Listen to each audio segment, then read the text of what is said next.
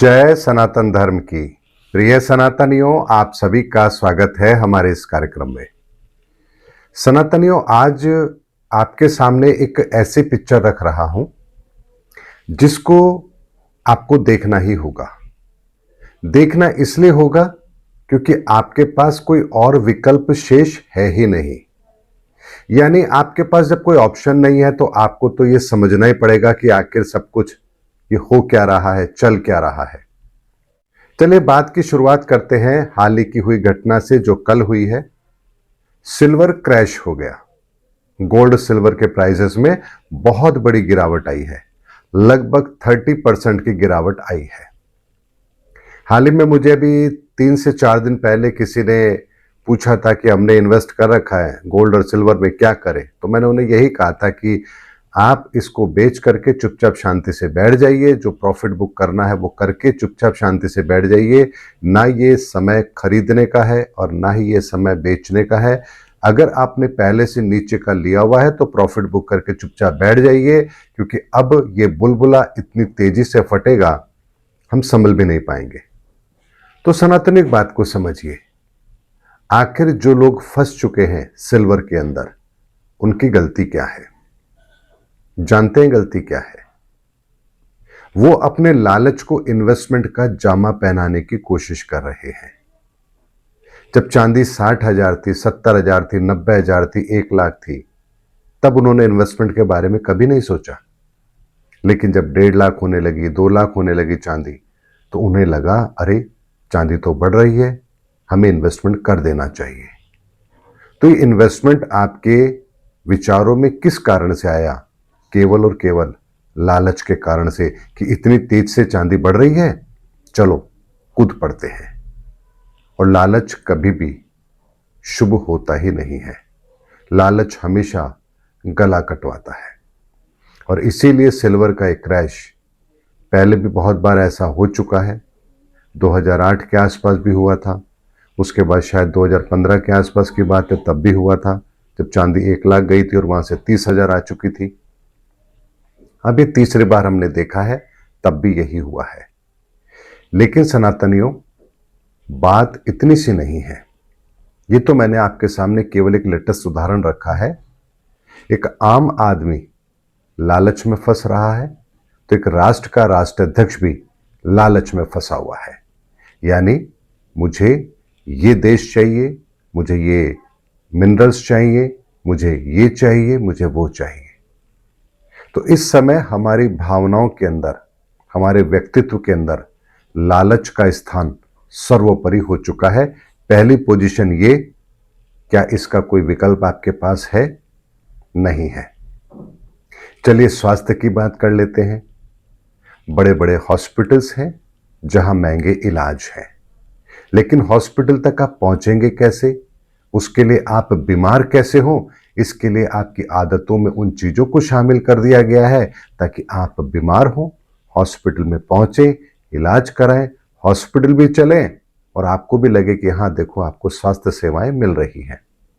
लेकिन जो गरीब है उनके लिए सरकार मुफ्त योजना लेकर आती है। मुफ्त योजना लाती है, उनको मुफ्त इलाज मिलता है, तो वहां पर भी वो सोचते हैं हमारी जेब से क्या जा रहा है, चलो कहीं हॉस्पिटल में सेटिंगबाजी करते हैं, हम एडमिट हो जाएंगे, हमें भी कुछ पैसे मिल जाएंगे, हॉस्पिटल वालों की भी चांदी हो जाएगी, चलो अब ये गोरख धंधा करते हैं। तो अब जिन लोगों के नाम से, गरीबों के नाम से जो स्कीम चलाई जा रही है, वहां पर भी घपले होने लग जाते हैं। तो बताइए, स्वास्थ्य का क्षेत्र, वहां पर भी लालच हावी हो चुका है।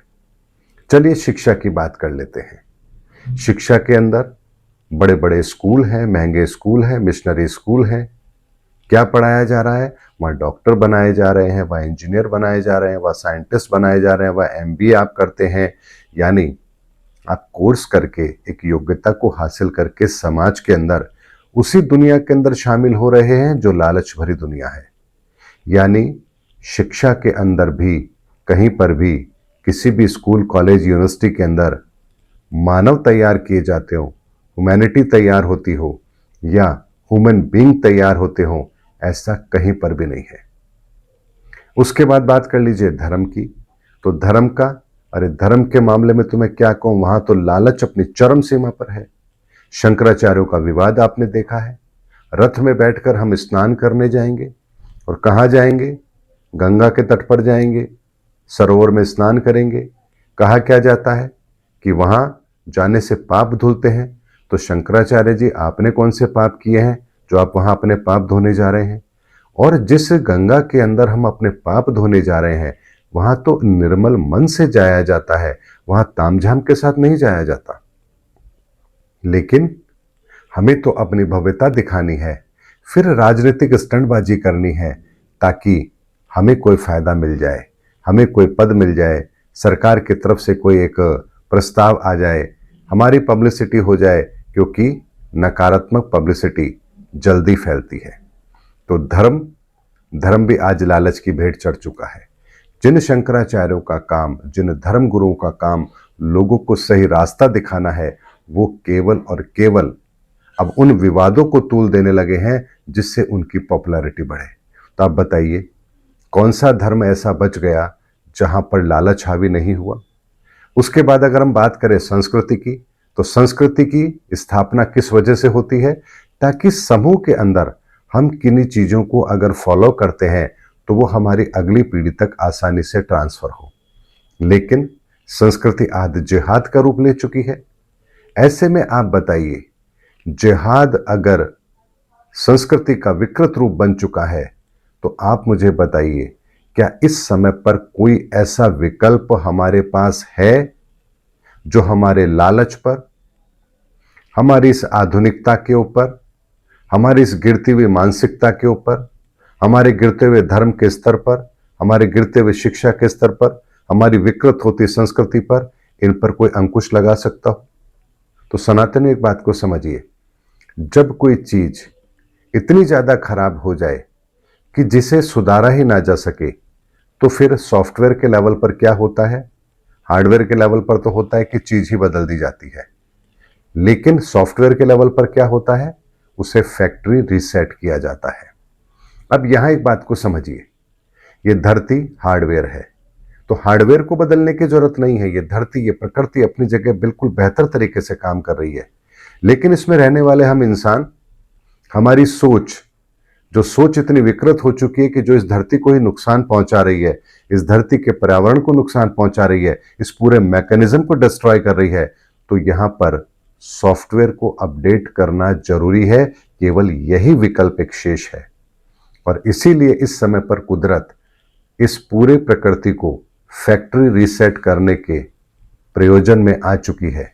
उसने 100% ये डिसाइड कर लिया है कि अब इस मानवता को फैक्ट्री रीसेट तो करना ही पड़ेगा, क्योंकि कोई दूसरा विकल्प अब शेष है ही नहीं। और इसीलिए एक के बाद एक ग्रहों की बनती हुई परिस्थितियां इतनी गंभीरता के साथ परिणामों को यहां लागू कर रही है, जिसके बारे में आप नहीं समझ सकते। क्योंकि ग्रहों का आकलन करना, उसके परिणामों को समझना, इस धरती पर उनको घटित होते हुए देखना, ये साधारण चीजें नहीं है। इन चीजों को समझने के लिए विवेक की आवश्यकता होती है। इसीलिए मैं अगर आपको यही बात कुंडली के आधार पर बताता, देखिए इन ग्रहों की परिस्थिति ये बन रही है, इसके कारण से ये होगा, तो शायद आपको बात समझ में ना आती। लेकिन मैंने आपको ये बताया कि इस समय पर ग्रहों का जो परिणाम है, वो हमें सीधा सीधा स्पष्ट एक संकेत दे रहा है कि कोई भी विकल्प अब शेष नहीं है।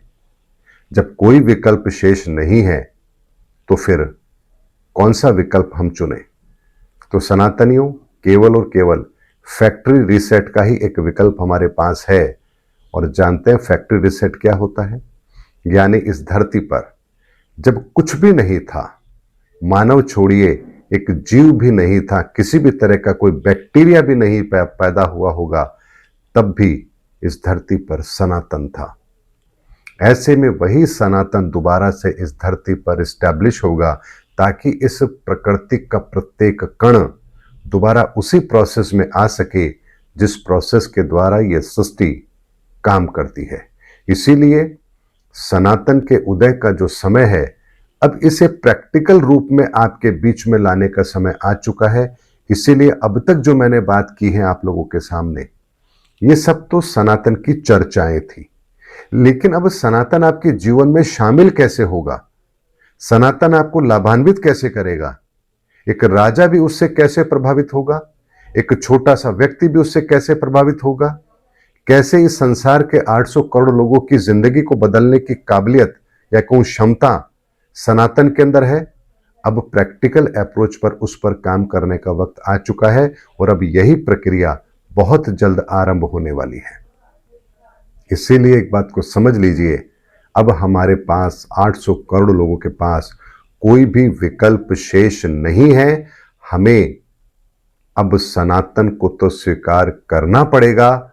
जितना जल्दी स्वीकार करेंगे उतना हमारे लिए बेहतर है, क्योंकि कहीं पर भी कोई भी क्षेत्र अब ऐसा नहीं रहा जहां सत्यता हो, पूर्णता हो और जिसके सहारे हम अपनी जिंदगी को बेहतर कर पाए।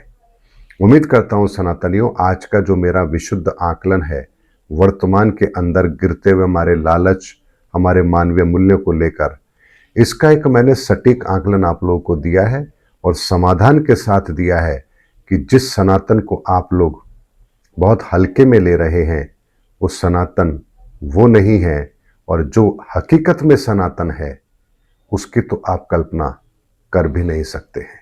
इसीलिए मेरे कई पॉडकास्ट के अंदर मैंने सनातन के संदर्भ में हाल ही के अंदर बहुत गहराई से चर्चा की है। उन पॉडकास्ट को आप देखिए जहां मैंने सनातन की गहराई से चर्चा की है, और आने वाले समय के अंदर मैं अब प्रैक्टिकल अप्रोच के साथ आप लोगों के बीच में आऊँगा ताकि आप अपने जीवन के अंदर उन मूल्यों को शामिल कर पाएं जो सनातन पर आधारित हैं और आपको आपकी ज़िंदगी का लक्ष्य मिल पाए। यही मेरा एकमात्र उद्देश्य है। उम्मीद करता हूँ सनातनियों मेरा वीडियो आपको जरूर अच्छा लगा होगा। अगले वीडियो में आपसे फिर भेंट होगी, तब तक हमारे चैनल पर बने रहिए। जय सनातन धर्म की, जय धर्मयुग की, जय सनातन विश्व।